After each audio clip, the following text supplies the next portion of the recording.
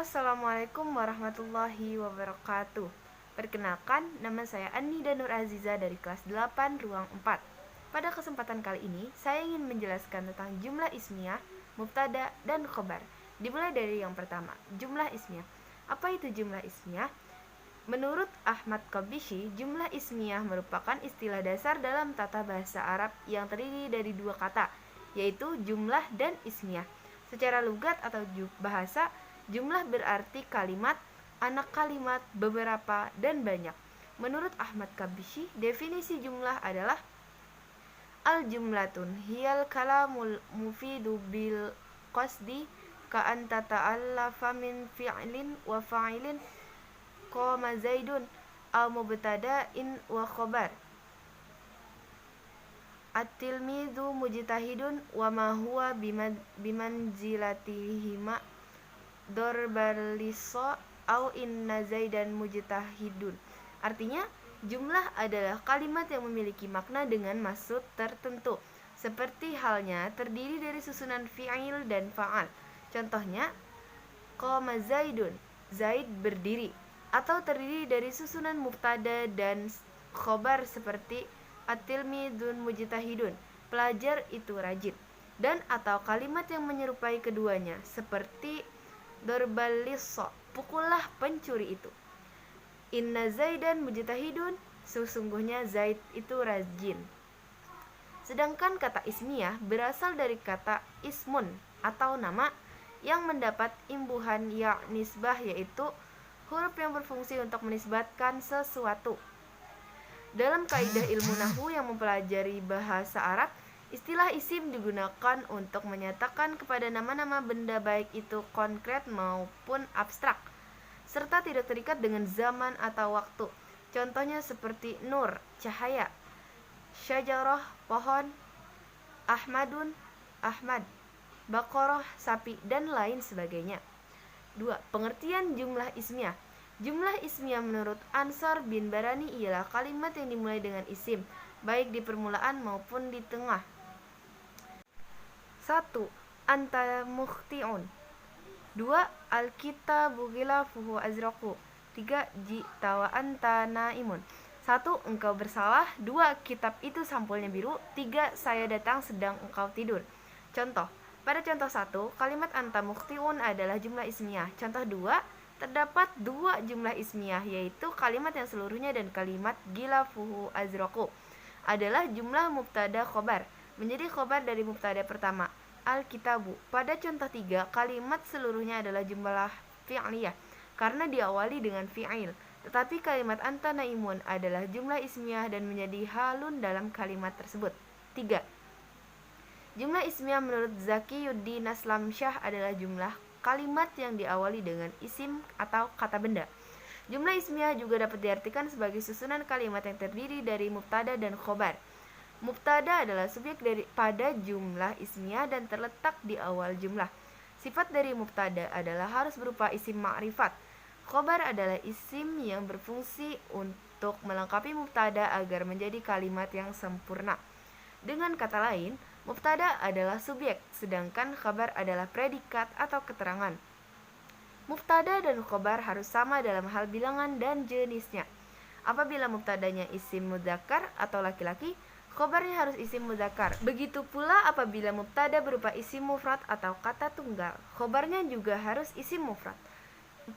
Ciri-ciri jumlah ismiyah antara lain ialah 1. Diawali kalimat isim atau kata benda.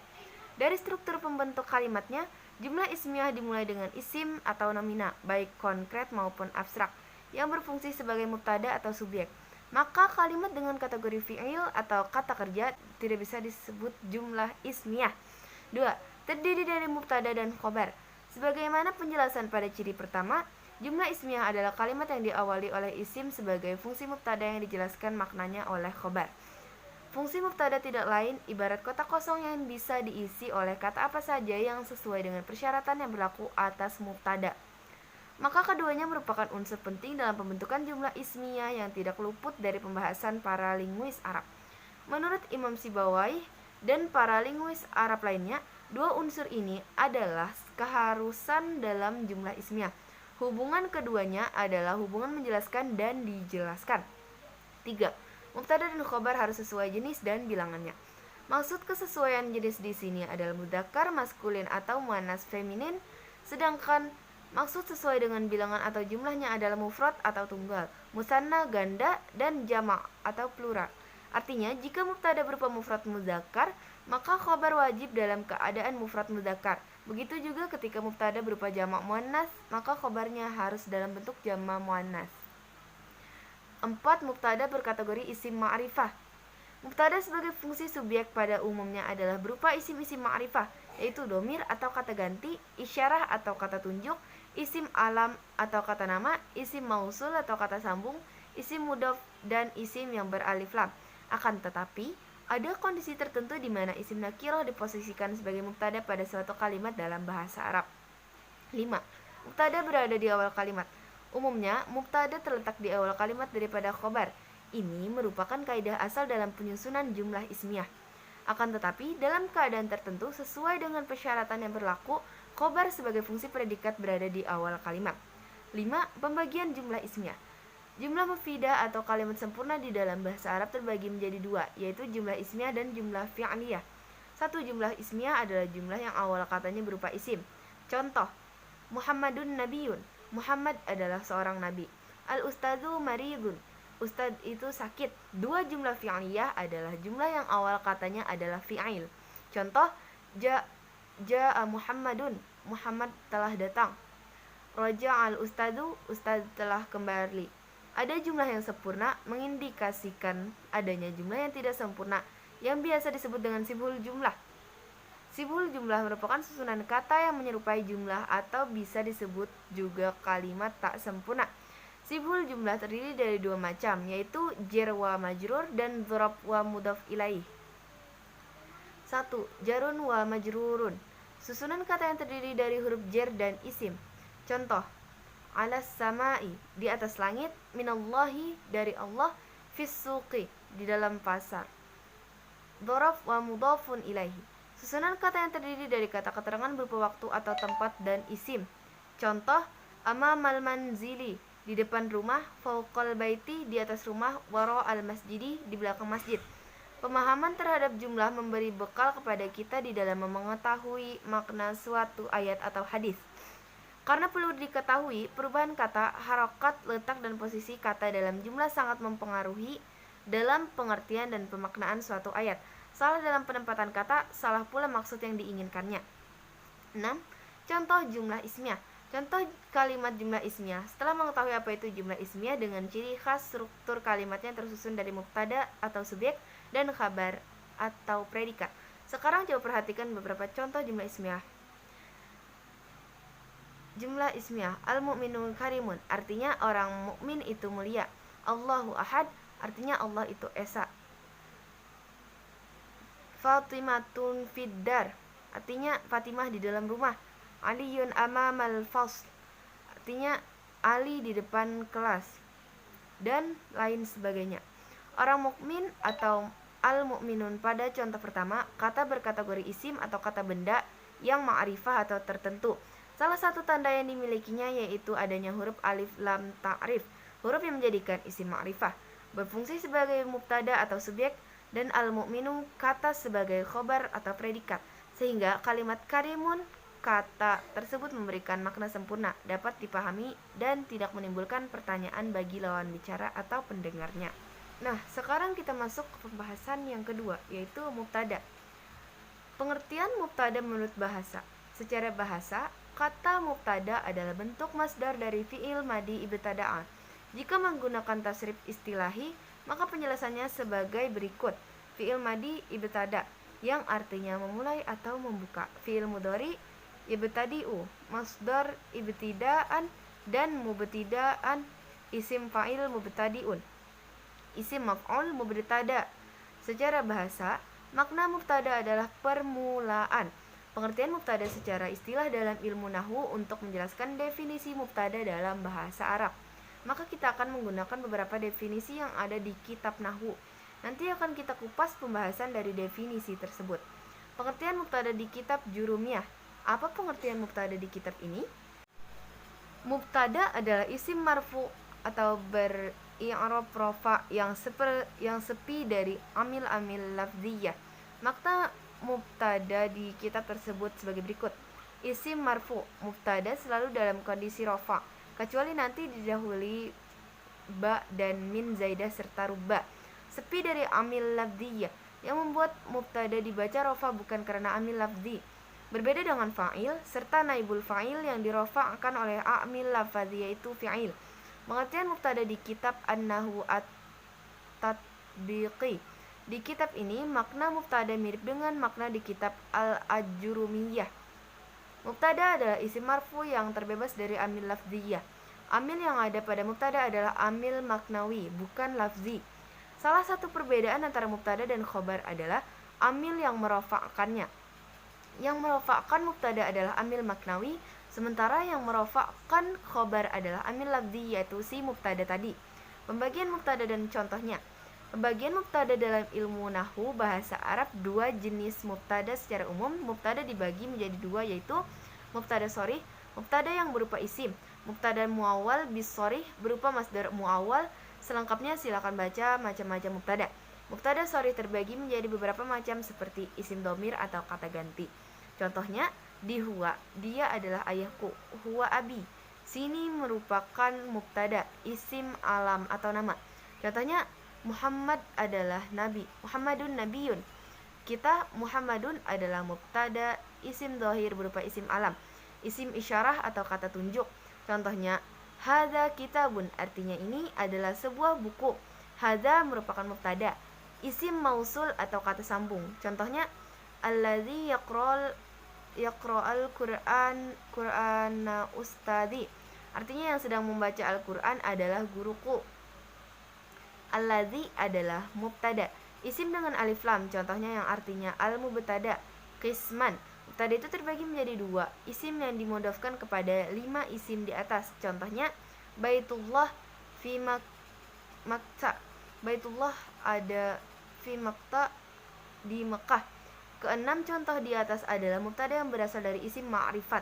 Secara umum, syarat mubtada adalah terbuat dari isim ma'rifat, kecuali di kondisi tertentu. Mubtada bisa berasal dari isim nakirah. Kesimpulan, mubtada itu bisa berupa isim atau yang menempati posisi isim, yaitu masdar muawwal. Itulah kenapa mubtada dibagi jadi dua, karena ada yang pakai isim dan ada yang pakai masdar muawwal yang berposisi setara isim. Pengertian mubtada ada banyak. Variasi penjelasan dalam kitab Nahwu Bahasa Arab. Nah, sekarang sudah masuk ke pembahasan ketiga. Insya Allah sekarang membahas khobar, mulai definisi, jenis, dan ketentuannya. Khobar adalah bagian daripada kalimat atau jumlah ismiyah yang berfungsi menyempurnakan makna jumlah tersebut. Dengan begitu, susunan kalimat yang di dalamnya terdapat mubtada dan khobar disebut dengan jumlah ismiyah. 2. Pembagian khobar. Khobar memiliki beberapa variasi bentuk, di antaranya khobar mufrad. Khobar mufrad meliputi semua isim dhahir yang bentuknya tunggal atau isim mufrad, isim musanna 2 dan jamak, taksir jamak muannas salim dan jamak mudzakkar salim. Artinya, khobar yang bukan berupa kalimat. Bentuk khobar kalimat, isim mufrad. At-talibu nasyitun, isim tasniyah. At-taliban mujtahidan, jamak mudzakkar salim. At-talibun mujtahidun, jamak muannas salim. At-talibatun mujtahidatun, jamak taksir. At-tulabu aqwiyah. Khabar jumlah. Khabar jumlah yaitu khabar yang bentuknya berupa susunan kalimat, baik ismiyah didahului dengan isim, jumlah fi'liyah didahului dengan fi'il dan atau sibhul jumlah, dzaraf dan jar majrur. A. Khabar jumlah ismiyah. Rumus: mubtada 1 tambah mubtada 2 tambah khabar 1 tambah khabar 3. Contoh: at-talibu ilmuhu kasirun, pelajar itu ilmunya banyak. B. Khabar jumlah fi'liyah. Rumus: mubtada tambah fi'il tambah fa'il. Contoh: at-talibu yadrusul lughatal arabiyyah, siswa itu belajar bahasa Arab. C. Khabar syibhul jumlah. Rumus: mubtada tambah dzaraf atau mubtada tambah jar majrur. Contoh khabar jar majrur: At-talibu fil fasli. Siswa itu di dalam kelas. Contoh khabar darab. Contoh 1. Al-kitabu fawqal maktabi. Buku itu di atas meja. Contoh 2. Ad-darsu ba'dal maghrib. Pelajaran setelah maghrib.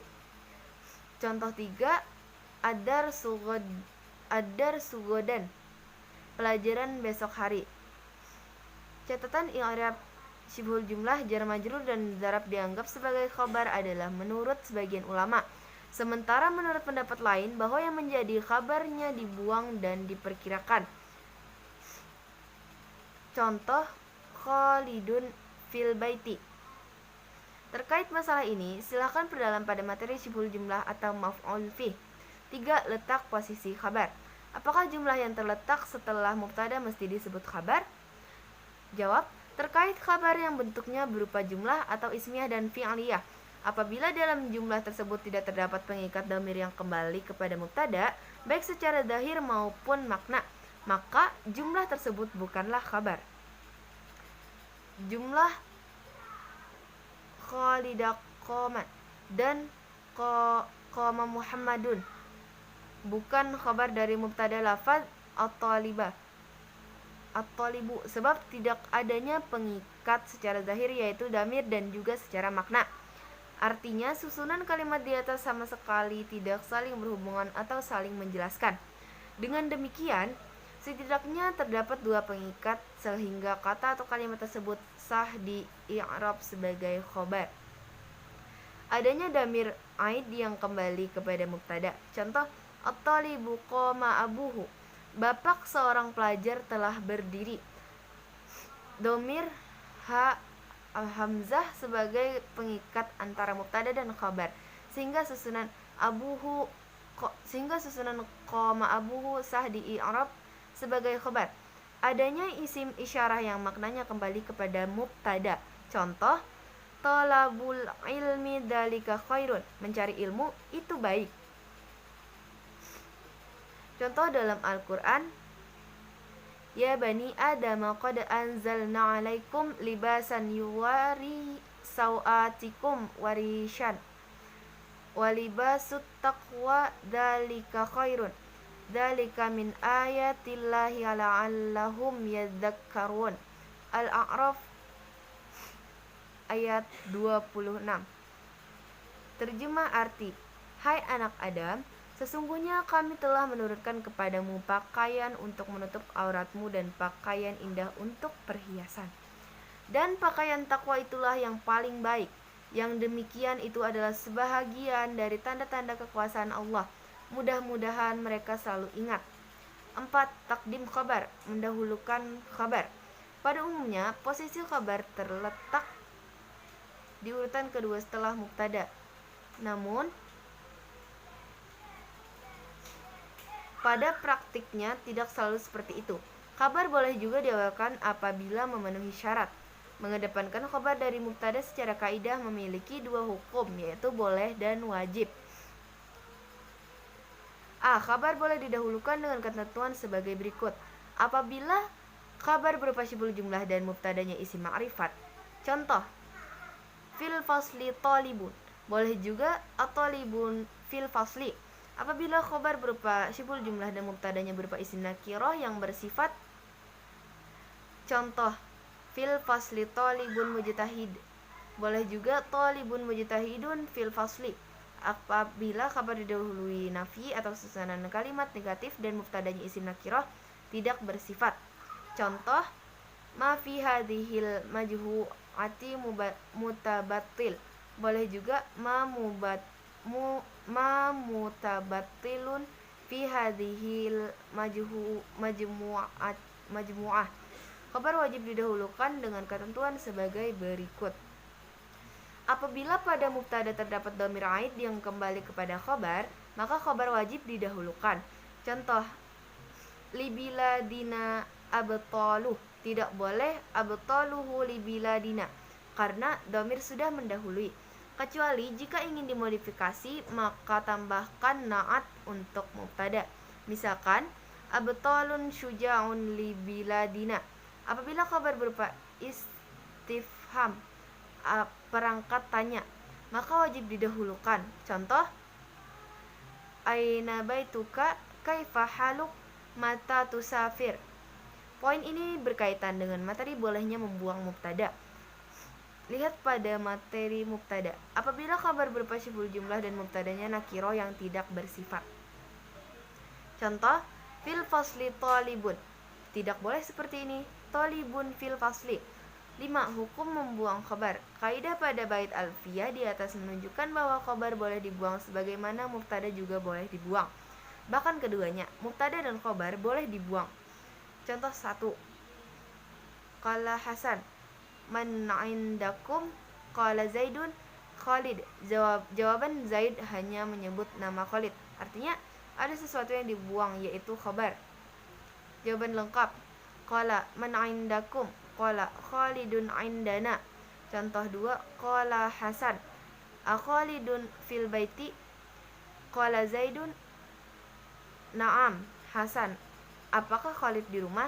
Zaid, iya. Kata iya sudah bisa mewakili kalimat yang dibuang, yaitu mubtada dan khobar sekaligus. Kalimat lengkap sebelum khobar dibuang. Qala Hasan, akhalidun fil baiti? Qala Zaidun, na'am khalidun fil baiti. Membuang khabar dari susunan kalimat secara kaidah memiliki dua hukum, yaitu boleh dan wajib. A. Khabar boleh dibuang dengan ketentuan sebagai berikut. Apabila khabar berada di posisi jawaban untuk sebuah pertanyaan seperti pada contoh di atas. Contoh dalam Al-Quran. Katakanlah, siapakah Tuhan langit dan bumi? Jawabnya, Allah. Perkiraan, apabila khabar terletak setelah tiba-tiba atau kaget, lihat artikel terkait perbedaan fungsi idza. Contoh, fatahal talibu haqibatahu faizal sab'u. Siswa itu membuka tasnya, tiba-tiba ada ular. Perkiraan, fatahal talibu haqibatahu faizal sab'u mawjud. Khabar wajib dibuang dengan ketentuan sebagai berikut. Qala Ibnu Malik, apabila kabar terletak setelah lafaz laula. Contoh, laula Khalidun lagharaqtu. Seandainya tidak ada Khalid, pastilah aku sudah tenggelam. Laula jidiyatuka lakunta minal fashilin. Seandainya tidak ada kesungguhanmu, sudah pasti kamu termasuk orang yang gagal. Dari kedua contoh di atas, kabarnya dibuang dengan perkiraan laula Khalidun maujud. Laula jidiyatuka maujudatulak lakanta minal fashilin. Contoh dalam Al-Quran, walaula ni'matu rabbi lakuntu minal muhdharin. Taqdir, laula ni'mata rabbi maujudah. Apabila mubtadanya mengandung makna qasam atau sumpah, maka khobar wajib dibuang. Contoh, la'amruki inni ahibbuk. Demi umurmu, sungguh aku mencintaimu. Dalam Al-Quran, la'amruka innahum lafi sakratihim ya'mahun. Demi umurmu, Muhammad, sungguhnya mereka terombang-ambing di dalam kemabukan atau kesesatan. Perkiraan, la'amruki qasmi inna uhibbuk. Apabila mubtada terletak setelah huruf setelah huruf adalah wa yang mengandung arti beserta. Lihat artikel terkait materi maf'ul ma'ah. Kullu talibin wa kitabih. Perkiraan, kullu talibin wa kitabihi matala zaman. 6. Satu mubtada memiliki banyak khabar. Apakah memungkinkan apabila satu mubtada memiliki banyak khabar dalam satu kalimat? Khabar boleh banyak dalam susunan jumlah ismiyah. Satu mubtada disempurnakan dengan beberapa khabar 1, 3, 4, dan seterusnya. Contoh, Khalidun mujtahidun jamilun nahahun. Perluas masalah ini pada materi ataf, nasak, dan bayan. 7. Khabar ma'rifat. Hukum asal khabar adalah nakirah. Namun, terkadang khabar ma'rifat seperti yang tertera dalam Al-Quran dan hadis. Ketika khabar terdiri dari isim ma'rifat, maka tentu akan sulit dibedakan daripada na'at. Apakah di i'rab khabar atau na'at? Menurut sebagian pendapat ulama, untuk memisahkan mubtada dan khabar ma'rifat bisa ditambahkan dhamir fasl atau pemisah di antara keduanya sehingga yakin bahwa kalimat tersebut adalah susunan mubtada dan khabar. Bagaimana apabila dhamir pemisah ini tidak nampak? Menurut pendapat lain, yaitu dengan melihat susunan dan makna yang terlebih dahulu. Apabila maksud kalimat cenderung menyatu berarti termasuk susunan na'at man'ut. Dan apabila makna kalimat cenderung terpisah, berarti susunan mubtada khobar. Coba perhatikan pada kalimat berikut. Ciri-ciri mubtada dan khabar. Khabar harus berharokat rafa atau dhammah. Khabar harus nakirah. Khabar harus disesuaikan dengan mubtada, baik jenis kelamin, mufrad, musanna, dan jamak. Demikian sekilas pembahasan materi beberapa yang saya jelaskan ini. Semoga bermanfaat. Assalamualaikum warahmatullahi wabarakatuh.